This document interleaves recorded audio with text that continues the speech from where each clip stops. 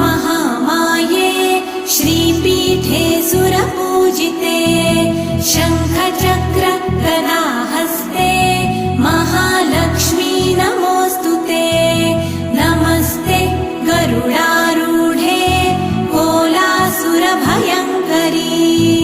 सर्वपाप हरे देवी महालक्ष्मी नमोऽस्तुते महादेव्यै च विद्महे विष्णुपत्न्यै च धीमहि तन्नो लक्ष्मी प्रचोदयात्।